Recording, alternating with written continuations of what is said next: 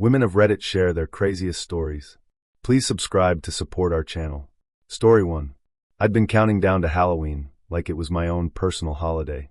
There's something about the night, the mystery, the dim lights, the permission to become a little more daring, that always makes me feel alive. My costume had been weeks in the making, simple in concept but crafted with care. A fitted black leotard, crisp white gloves that reached just past my elbows, cat ears perched on my head, white heels and thigh-highs to match. Everything sleek, monochrome, and just a little dangerous. I made tiny alterations to the leotard to give it that perfect shape. The mirror approved, and so did I. Normally I'm modest. I like cozy sweaters and quiet corners. But that night, when I tugged on those cat ears and looked at myself one final time before stepping out, I felt bold. Like the confident, mischievous version of me had been hiding all along, just waiting for an excuse to come out and prowl. Outside, the air was cold enough to draw goosebumps along my arms, the kind of chill that makes the world feel sharper, clearer. I could feel everyone's eyes follow me as I walked down the street toward the apartment. For once, I didn't shrink away from it. I let them look. I wanted to be seen. The party was already humming when I arrived, laughter spilling into the hallway, the thump of bass sneaking through the door. I took one deep breath, straightened the little bow tie pinned to my leotard, and stepped inside. The reaction was instant. Conversations paused. Someone wolf whistled. I just grinned and raised my cup to acknowledge the attention. Then I caught his eyes, my friend, the one with the smirk that always seems 2 seconds ahead of his next joke. We've known each other long enough to know what every raised eyebrow and crooked smile means, long enough that sometimes our banter toes the line between teasing and something heavier. His gaze traveled down and back up with a slow appreciation that made my stomach flutter. When I reached him, he leaned close enough that his words brushed against my ear. "Someone's going to cause trouble tonight," he murmured. I laughed. "Depends on who volunteers as tribute." "Guess I might have to," he said, grinning. Around us, the music shifted to something slow and bass-heavy. People danced, none too gracefully, cups spilling as bodies swayed. The smell of cheap beer and pumpkin spice candles mingled into a perfume of chaos. I loved it. He grabbed my hand and twirled me right there in the living room, my tail, a cute faux fur clip-on, brushing against my own legs as I spun. His hands lingered a fraction too long when he caught me again. Teasing, testing. "Careful," I warned. "Cats scratch." His grin only widened. "I'm not afraid of cats." For a few songs, we played it perfectly. The game of close and closer, of almost touching, of pretending we weren't acutely aware of every near brush. The kind of chemistry that doesn't need words, just momentum. When the crowd got loud again, I leaned up, close enough that only he could hear. "This tale's going to get me in trouble, isn't it?" He leaned closer still. "Already has." We ducked away not far, just down the hallway that led to his room. The lights there were warmer, softer. I perched on the edge of his bed while he adjusted the music on his phone, pretending not to notice that I was watching him. "Do you know how many people told me you'd win best costume before you even showed up?" he said. I tilted my head. "That's because they didn't know what I was hiding." "Should I be worried?" he asked, eyes narrowing playfully. "Probably," I said, flicking an imaginary piece of lint off my glove, "but it's a little late for that." He stepped forward, close enough that I could see the way his costume's fake scar had smudged on one cheek. "You're dangerous, you know that?" "Only when provoked." The words hung there, weighted but unsaid. The kind of pause that tingles with suspense. For a while we sat, talking in low voices about everything and nothing. The party downstairs, old memories, the first Halloween we'd ever gone out together. Every small laugh brought us closer until our knees touched, then stayed touching. He reached up to adjust one of my cat ears, fingertips ghosting against my hairline. "There. Perfect," he said. His voice had turned quieter somehow. I could feel my own smile tug at the corner of my mouth. "You're staring." "Maybe I am. And maybe I don't mind," I said softly. For a heartbeat, everything stilled. Even the muffled laughter from the party felt far away. Then he exhaled, the kind of slow breath that feels like surrender. The rest of the night moved in fragments. Laughter, warmth, the feeling of being seen completely and daring to lean into it. Our conversation slipped easily from joking to confession, to quiet moments that didn't need speaking at all. When we joined the rest of the group later, nobody noticed our slightly flushed cheeks, or the way our eyes kept finding each other through the crowd. At least, if they did, they were polite enough to let us believe they hadn't. Outside, the wind tugged at the fallen leaves, swirling them around our feet as we walked toward the next party. The city was alive with costumed chaos, laughter echoing down streets, taxis honking, the scent of someone's bonfire drifting through the air. He reached for my hand, perhaps on instinct, perhaps another silent tease, and I didn't pull away. We walked like that, a cat and her troublemaker, through the glow of streetlights, pretending not to notice that neither of us had let go. Later, people would talk about that Halloween, the one where everyone went a little overboard, a little wild. They'd say it was the best one yet. And maybe it was. But for me, the memory of the night isn't the music or the crowds or even the compliments on my perfectly stitched costume. It's the glimmer in his eyes when we locked gazes across the room. It's how the cold air didn't bite as long as I was beside him. It's the way pretending to be confident somehow made me feel it, for real this time. So yes, I worked really hard on my Halloween costume. I built it to draw attention, to make a statement. But I ended up finding something else, a version of myself that was bold, curious, ready to see how far a single spark could go. And maybe that's the magic of Halloween. It lets us play pretend just long enough to find the truths we'd otherwise keep hidden. Story 2. The basement couch has been my place for the week. My wife's sick, and I didn't want to risk spreading anything, so I made camp among the throw pillows and half-folded blankets. The World Series was on, a plate with the last of my midnight snacks beside me, and for the moment, life felt quiet. I was halfway through the 7th inning when I heard footsteps on the stairs, light, quick, hesitant. At first I figured it was my son, maybe coming down for a drink. But when I turned, it wasn't him. It was her, my son's new girlfriend. 20, maybe 21, still with that wide-eyed charm of someone who hasn't yet learned to hide exactly what she's thinking. We'd met a few times, polite smiles, quick chatter, but we'd never been alone before. She looked startled to see me at first. "Oh, sorry, I didn't know anyone was down here." "All good," I said, muting the TV. "Just the World Series keeping me company." She glanced toward the small fridge in the corner and shrugged. "Mind if I grab a drink?" "Not at all," I said, expecting her to do just that and head right back upstairs. But instead of leaving, she sat down at the far end of the couch, crossing her legs carefully. "So, who's winning?" We talked about the game for a bit. Nothing special. But still, something about the moment felt odd, like the air had shifted into that quiet, hovering space between normal and something else. Maybe it was the late hour. Maybe it was the way her laugh lingered a bit too long in the air. To break the silence, I asked, "Shouldn't you be upstairs with my son? He's not missing the party, is he?" She smiled, small and knowing. "He fell asleep hours ago." Oh, she repeated, smirking. Then she pushed off the couch, stretched, and walked over to the fridge. She lingered there for a second, pretending to search for something to drink, but it was obvious she was half watching me over her shoulder. When she turned, there was a spark behind her grin, half mischief, half test. "Is this weird?" she asked. "Us sitting here?" I chuckled nervously. "Maybe a little." She laughed softly, took a sip from her can, and sat back down. This time much closer. Shoulder to shoulder close. Close enough that I could catch faint traces of her perfume, light, clean, with something sweet beneath it. Every logical part of me screamed that this was dangerous terrain. But another part, the one that still remembered being flattered, being wanted, just sat there, uncertain what to do. We stayed like that for several moments, saying nothing. The game played muted on the screen while the world got very, very quiet. "So you and my son," I began carefully, "how serious is that getting?" She tilted her head, thinking, then shrugged. "He's nice. Sweet. A total night owl, though. I can never keep up." I smiled politely, though my chest tightened. "You'll figure out the rhythm."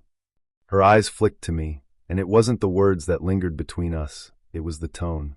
Suddenly, every small thing felt exaggerated. The flicker of the TV reflecting in her eyes, the slow beat of my heart, the realization that we were crossing a line just by staying there. She rested her drink on the table, fingers brushing my arm as she leaned forward. I froze, every sense on alert. "You sure your wife's okay?" she asked, softer now. "She'll be fine," I said, finding my voice again. "She's just resting upstairs." "Good," the girl whispered, nodding. Then, almost innocently, "You take care of everyone, don't you?" The question hung there, heavier than I wanted it to be. I forced a small laugh. "That's kind of what dads do." She gave a soft hum that sounded more amused than convinced. A few moments passed before she finally stood. "I should probably head back up." I nodded, grateful yet oddly disappointed. But she didn't move right away. Instead, she hesitated near the stairs and turned back, looking at me with that same unreadable smile. You don't have to tell him I came down here, do you? I don't want him thinking. I don't know. Anything awkward. Of course, I said quickly. Not a word. Good, she whispered.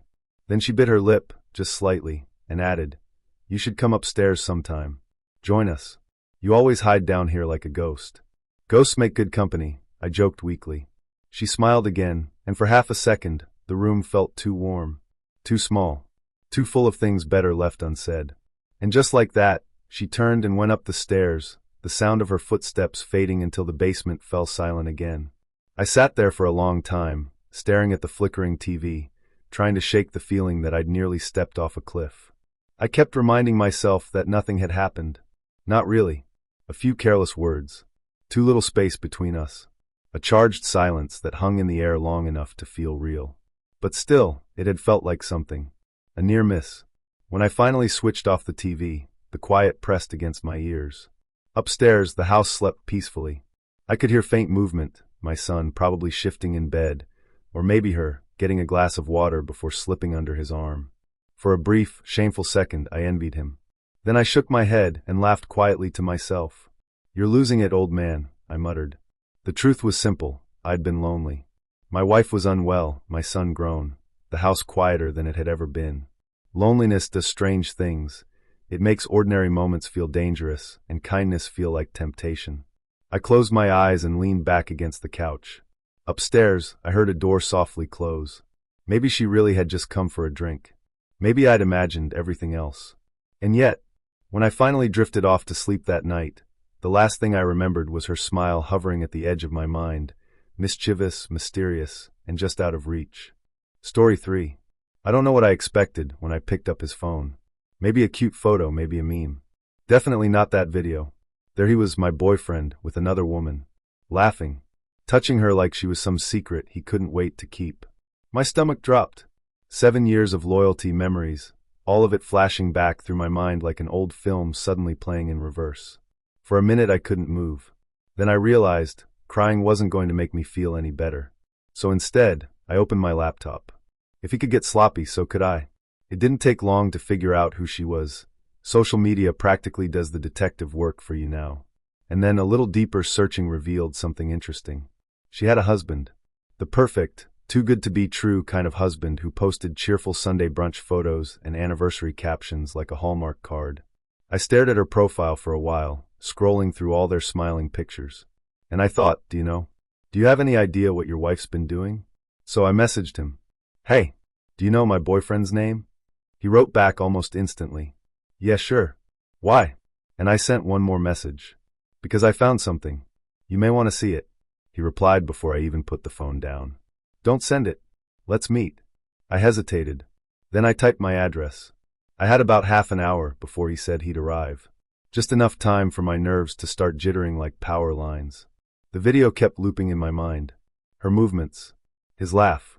My heart pounding in my ears. I hit play once, telling myself I needed to confirm, just once more, what I saw. But instead of feeling rage, a strange calm settled over me. I wasn't crying anymore. I was thinking. Deciding. When the doorbell rang, I was ready. He looked exactly like his pictures, neat, put together, polite. The kind of man you'd imagine mailing thank you cards after dinner parties. I invited him in. We sat side by side on the couch, neither sure how to start. I held out my phone, finger hovering over the screen. I don't want to send this to you, I told him, but I think you deserve to know. He took a slow breath. Just show me enough, he said quietly, so I can be sure. I pressed play.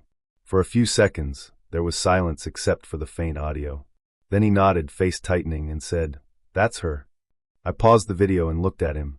His jaw was clenched, his fingers wrapped so tightly around the glass of water I'd handed him, I thought it might shatter. You want a drink? I asked. He nodded, maybe to answer, maybe to collect himself. While I fixed too, I caught a glimpse of my reflection in the microwave door. My eyes looked different, sharper, daring. I could feel something inside me changing, as if the betrayal had burned out every ounce of hesitation left. When I walked back and handed him his drink, he looked up at me longer than necessary. The air grew denser somehow.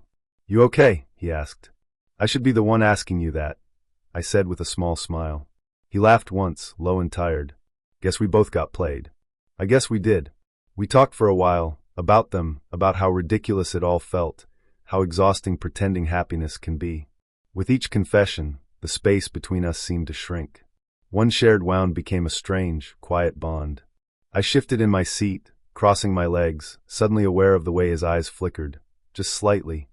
The way his wife probably used to look at my boyfriend, testing limits, seeing what crossed the line. He looked away first, polite, but there was an unspoken understanding hanging between us now. The kind that hums just under the surface and dares you to speak it aloud. You ever wonder, I said softly, what they were thinking when they did it? His eyes lifted back to mine. All the time. And what do you imagine? He smiled faintly, not happy, not sad. Just knowing. The conversation drifted, slowed, thickened into small silences filled with things neither of us needed to say. Grief, desire, shame, power, all rolled into one long breath. I reached for the remote on the table, pretending to adjust the volume of the muted TV. But really, I needed to do something with my hands. The stillness was too charged. Finally, he said, "You know, we could just let this go. Move on. Let them think what they want." I tilted my head. "You could. I'm not sure I'm ready to let go yet." For a moment, neither of us moved. It felt like standing at a cliff's edge, hearing the ocean crash below, and wondering whether to jump or turn back. He set his drink down and leaned back, exhaling. "You're not what I expected," he said finally. "And what did you expect?" "Someone broken," he admitted. "You look more like someone planning something." "Maybe I am," I said with a teasing smile. He stayed for a long time. We didn't cross any real lines that night, just emotional ones. The kind that linger in memory longer than touch ever could. We sat close enough to feel warmth, but not enough to call it contact. The kind of closeness that drives a story rather than ends it. When he finally stood to leave, the air between us buzzed. "Do I ask what happens now?" he said. I shrugged. "Maybe nothing. Maybe everything." He gave a small laugh and shook his head. "You're dangerous, you know that?" "Only to men who cheat," I said with a wink. After he left, I sat on the couch staring at the paused screen. The image frozen mid-movement, looking almost harmless now, like a memory from someone else's life. I thought about him, the husband, and the way his voice had softened by the time he walked out. I thought about how easily anger flips to curiosity, how revenge starts to blur into temptation, how the line between closure and chaos can vanish in a heartbeat. Maybe I didn't want to erase what happened. Maybe I wanted to rewrite it. So I picked up my phone, recorded a short clip, nothing more than a glance, a half smile, a whispered sentence meant for no one but him. "Here's to new beginnings," I said softly, hitting stop. And for the first night in a long time, I didn't cry. Story 4. When my daughter was in 3rd grade, her teacher was the kind of woman who made every school pickup line feel like a scene from a movie. She was young, 25 maybe, with that effortless glow that somehow made messy buns and cardigans look like high fashion. Every dad at the school noticed her, but I swear, sometimes I caught her looking right at me, a little longer than was polite. She had this way of saying hello. A slow, playful, my daughter's dad, dragging it out just enough to sound like a private joke.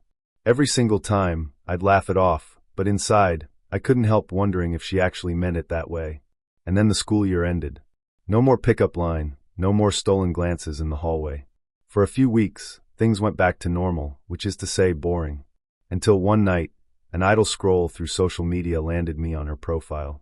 There she was again, smiling, radiant, posting pictures from hikes and brunches with captions that read just vague enough to feel poetic. Without thinking too hard, because if I had, I probably wouldn't have done it, I sent a message. Something harmless. Something like, "You survived the school year. Hope you're enjoying the freedom." She replied almost instantly. From there, the messages picked up speed, a mix of small talk and subtle flirting, the kind that dances right up to the line without stepping over. By the end of the week, she suggested we meet for a walk in the woods. Somewhere quiet, out by the edge of town where the path winds through tall pines and ends at a lake that always seems too still. It was one of those warm early summer evenings, the sun bending low, turning the water gold. We walked, talked, joked around. She told me about teaching, about how much chaos 8-year-olds could cause in one classroom. I made her laugh. She pulled a leaf from my hair. There was something in the air, not quite romance, not quite danger, just spark. We never touched, but every step felt charged, like static waiting to ignite. A couple of weeks later, She sent a message late one Friday. Thinking about going dancing tonight. Want to join? I told her I was game. She sent her address with one more line. But come up when you get here. Need help picking an outfit, winking face. I arrived to find her apartment lit by soft, amber lamps and music drifting out from a small speaker. She greeted me barefoot, holding a glass of wine, her hair half-tied like she'd run her fingers through it one too many times. I need a second opinion, she said, grinning as she disappeared into her bedroom. She came out holding two dresses, one short and shimmery, one simple black, and spun slowly before me. Well, I think you're asking the wrong guy if you want an unbiased answer, I managed. She laughed, that slow head back, eyes half closed kind of laugh that hits you somewhere below the ribs. Then she disappeared again, calling out behind her. Then you'd better stay until I decide. The night stretched out that way, her trying on another outfit, another color, while I sat on the edge of her bed pretending that this was all completely ordinary. We talked about music, travel, her students. She poured me a glass of wine, too. Somewhere between conversation and silence, the air changed again, heavier, expectant.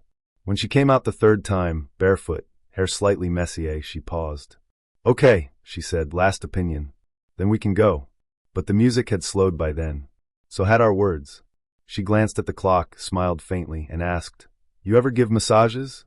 That's when I knew we weren't making it to the club. She lay face down, still chatting absently about music as I pressed my hands to her shoulders, unsure whether to breathe. I swear it wasn't planned, it just happened. A touch here, a laugh there, a pause that lasted one beat too long.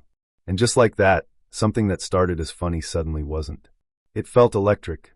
Every breath, every brush of skin filled the room with that gravity that pulls two people together whether they intend it or not. Then her phone rang.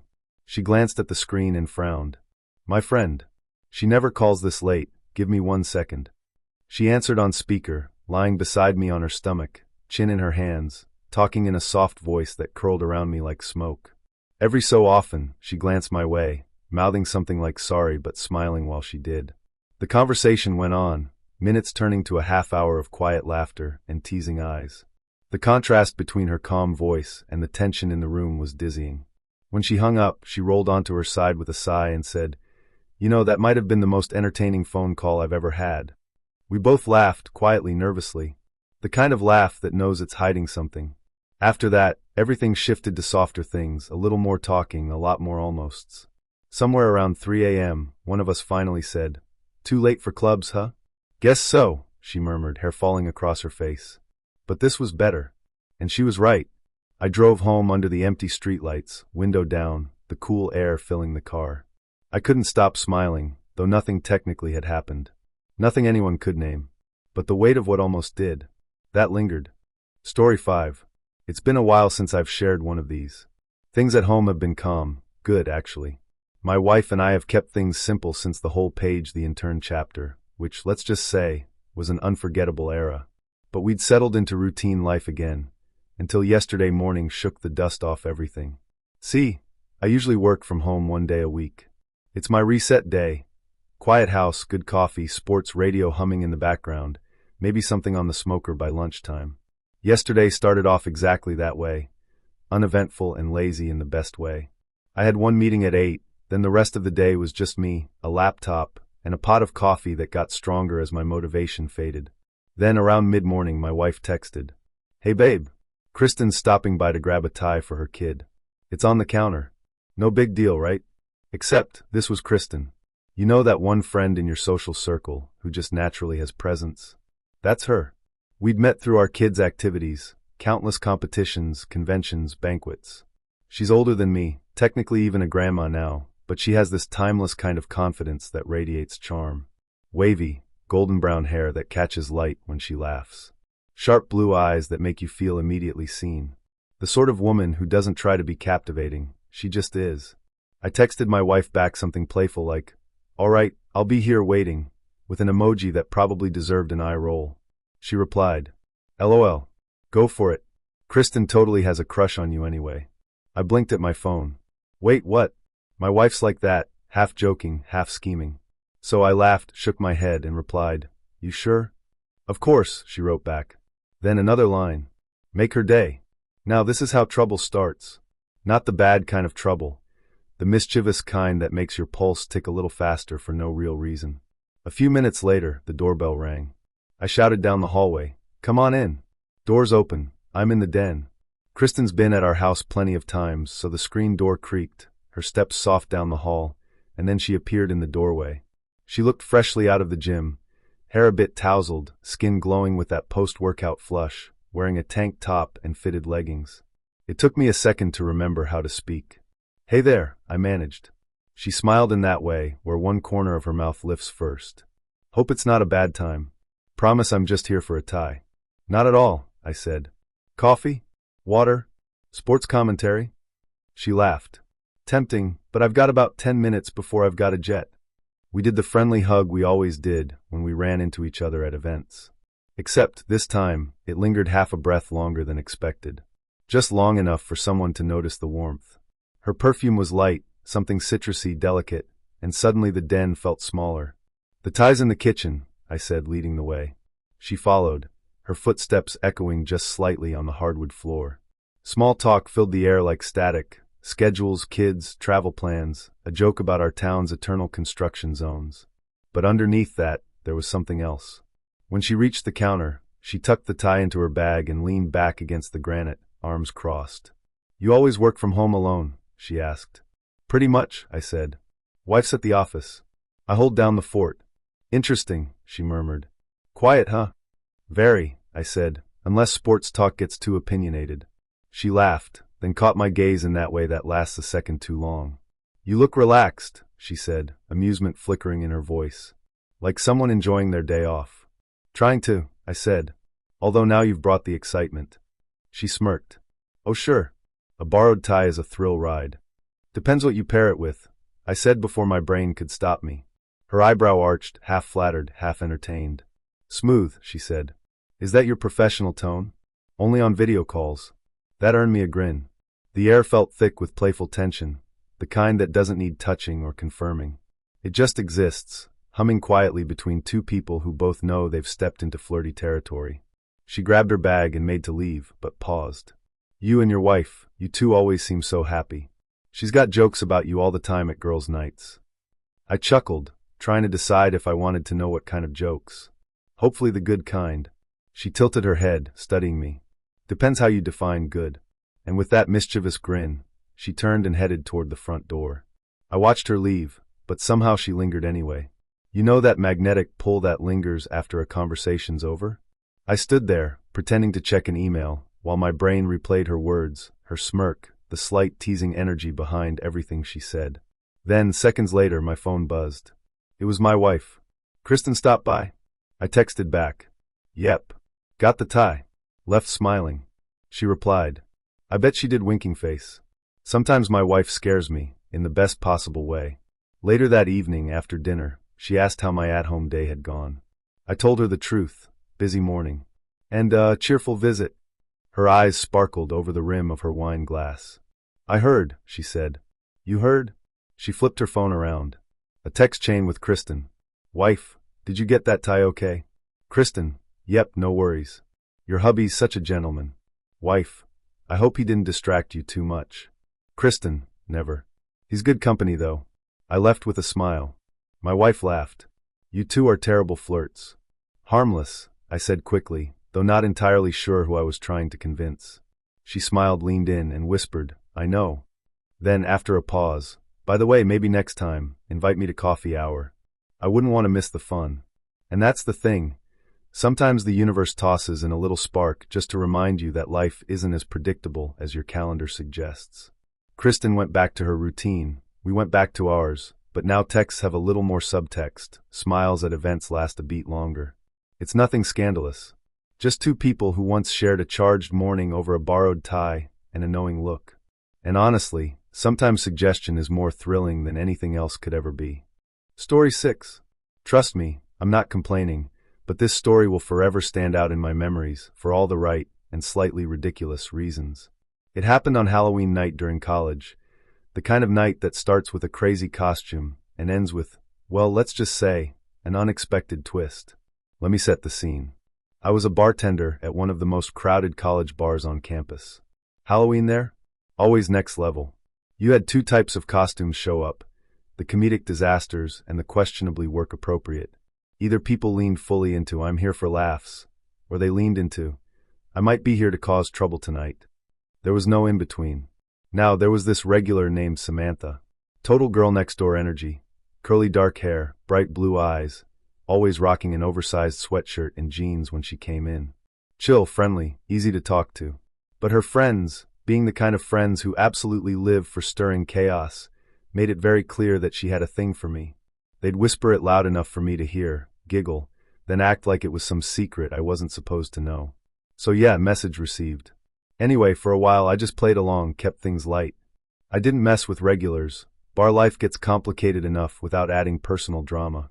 But Samantha had that effortless charm. When she teased me about her mystery costume a few days before Halloween, with that smirk that said "you'll see," I was already curious. I told her I'd probably just throw on something ridiculous last minute, and she immediately challenged me. The more ridiculous, the better. Famous last words. Fast forward to Halloween night. The bar's jam-packed. Everyone's shouting drink orders over Monster Mash remixes and halfway lit pumpkins. I'm behind the counter in what I can only describe as the least dignified thing I've ever worn. A baby costume that made it look like I was being carried by a fake person. Picture giant stuffed doll legs around my waist. There was even a baby bottle, which I ended up using as a shot glass all night. It was horrifying, but effective. At some point, I spotted Samantha, or technically she spotted me. I didn't recognize her right away, because the girl who usually dressed like Sunday errands turned up looking like trouble in a nurse's outfit. A proper movie montage moment. She had confidence in every step, and maybe just a bit of vengeance in her grin after seeing me in a baby costume. When I made it over to her end of the bar, she laughed so loudly people turned around. I said, "You said go ridiculous."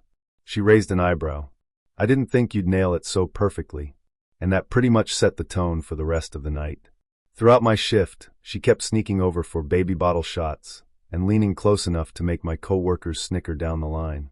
There was this constant back and forth of teasing glances, fast banter, little brushes of contact.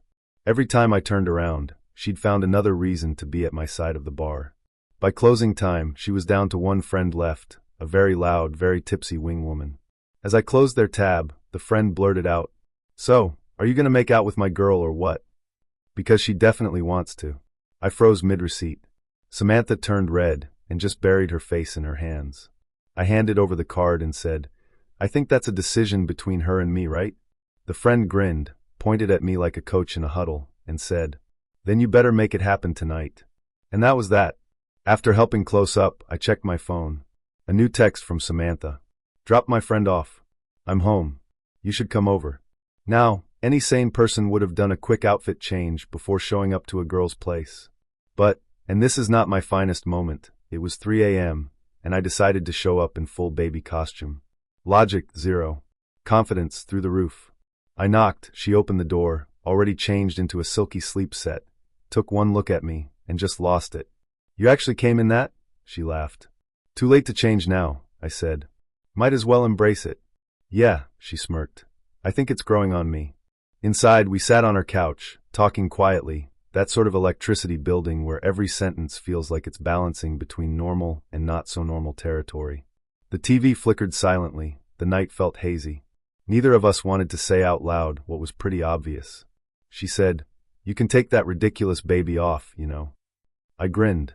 "If I do, you have to promise not to laugh." "Deal."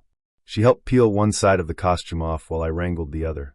Somewhere between the sleeve and the zipper, we ended up standing close enough that all the laughter sort of stopped. There was this quiet second where we just looked at each other. Then finally, that first kiss, the one that interrupts the sentence you weren't saying. Now let's keep this version YouTube friendly and simply say from that kiss forward, the night took on a much less PG vibe. Nothing outrageous, just two college kids caught up in their own Halloween movie moment. There was laughter, sweaty makeup smudges, whispered jokes about ridiculous costumes, and a level of chemistry that neither of us had quite anticipated. If this were a movie, you'd cut to a montage. The costume half-tangled on the floor, the glow of the streetlight slipping through her blinds, someone whispering, "Wait, we probably shouldn't," followed by the sound of them saying absolutely nothing else. Let's just say, there was definitely a moment of first-time chaos. The kind of night that's both hilarious and unforgettable, for reasons that don't belong in the explicit category, but absolutely in the experience of being 20 and alive on Halloween category. The next morning was its own comedy. Sunlight creeping in, glitter on the carpet, both of us pretending we weren't mildly horrified about our choices, but still grinning about them. She was already up getting ready for her shift when I woke up. I was trying to quietly look for my normal clothes before realizing all I had were boxers and the baby outfit. Yep. Walk of shame level, legendary. She turned around, coffee in hand, and said, "You're really wearing that home, aren't you?" "Seems that way," I sighed. "Own it," she said. "You earned it." So I did. I stepped outside, 10 a.m. daylight, students everywhere, wearing a crooked baby costume, hair a mess, smelling faintly like Red Bull and regret. A couple of passers-by cheered. One guy clapped. Someone even yelled, "Best costume ever." They weren't wrong. And that's the story. Not the wildest, not the most romantic, but easily one of the most memorable. There's something hilarious about how life throws moments at you that are equal parts awkward and cinematic. Every Halloween since, whenever I see someone in an over-the-top costume, I grin a little. Because deep down, I know somewhere out there, another poor soul is living their own ridiculous late-night story. The kind you laugh about for years and maybe tell only when you're far enough away from it to enjoy the absurdity. If someone tells you to go ridiculous for Halloween, commit. If someone teases you with that, "Wait till you see my costume," lean into the fun. And if life hands you a baby outfit and an unexpected night, you might just end up with the best Halloween story you'll ever tell. Just maybe next time, bring an extra change of clothes. Story 7. So my wife and I have been married for a couple of years now. No kids, no open marriage, no secret membership to some wild resort somewhere in the Caribbean. We're just us. From the outside, we probably look vanilla. But as anyone who's baked knows, a little vanilla goes a long way. Now, our relationship? It's adventurous. We like exploring little corners of life that keep things interesting, always within reason. Think flirty curiosity more than chaotic scandal. Because let's be honest, nothing kills a good vibe faster than drama or regret. That said, every now and then, life serves you a surprise dessert. And this particular evening, let's just say it was the sweetest, unexpected treat we've ever encountered. It all started on a Saturday afternoon at the Seattle Public Library. Yes, really. Architecture tour. Polite group. Lots of glass, steel, and the acoustics here are fascinating. Not exactly the kind of place you expect sparks to fly. Enter her, let's call her Kay. She was 22, visiting from Chicago, studying design at Northwestern. Offbeat and adorable in one of those quietly observant, book-loving ways. You know the type, clutching a notebook, hair tied up, oversized glasses doing most of the heavy lifting for the term charmingly shy. My wife, Jay, being the social butterfly, struck up the first conversation. No plan, no ulterior motive, just the usual travel small talk.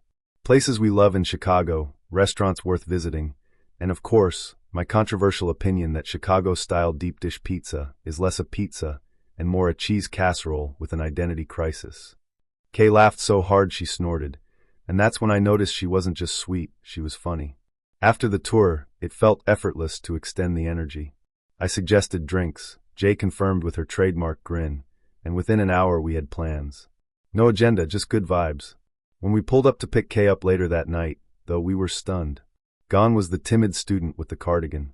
In her place? A whole different energy. Kay opened the hotel door looking like her own movie premiere.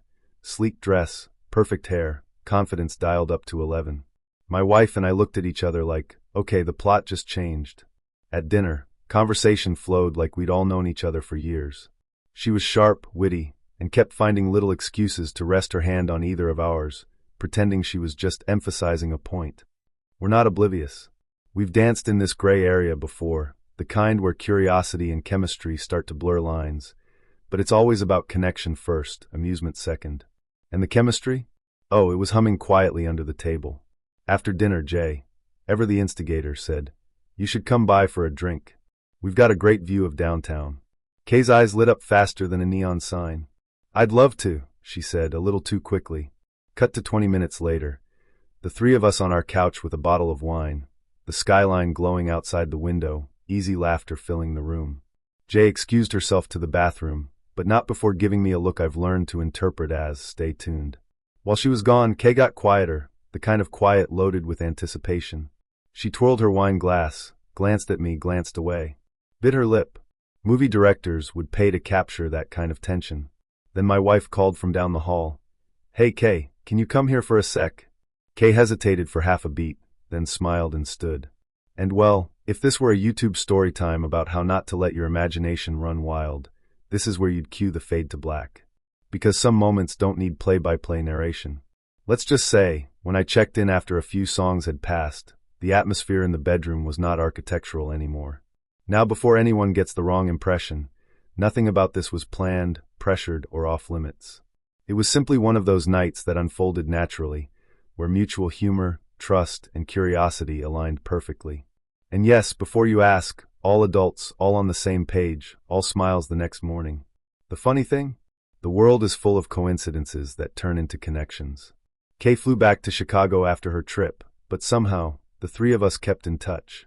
Little messages here and there. Music recommendations. Random jokes about Seattle coffee being better. It is. Eventually, we visited her city on a weekend getaway, and, well, let's just say Chicago suddenly had a lot more sightseeing appeal. If someone had told me when we first got married that I'd someday sit across from my wife and a 22-year-old design student at dinner and mutually blush through a conversation about pizza, I would have said they were delusional. But marriage, at its best, isn't about being predictable. It's about being open to surprise. We're not reckless people. We don't chase chaos. We simply follow what feels genuine, respectful, and a little thrilling. People often assume marriage equals monotony. But honestly, sometimes the most stable partnerships are the ones that can laugh, flirt, and play with the what-ifs, even if they happen only once in a blue moon, or, in this case, under the city lights above the Space Needle. These days, when we text Kay in a group chat, it's mostly full of memes, corny inside jokes, and more architecture puns than I care to admit. But every now and then, when a message pops up late at night with a simple, "Miss you guys, remember that view?" we both grin. Not because of what happened that night, but because of what it symbolized. The reminder that connection, curiosity, and trust can create magic. Magic that doesn't have to fit any category, and doesn't have to be explained to anyone but the people who were there. So yeah, from the outside, maybe we look like any other married couple with a Netflix queue and grocery lists. But anyone who's been married knows the truth. The best relationships have their secret stories, the kind that don't get posted, only quietly remembered when a certain song plays, or a skyline catches you in that same soft light. And that's exactly how we like it.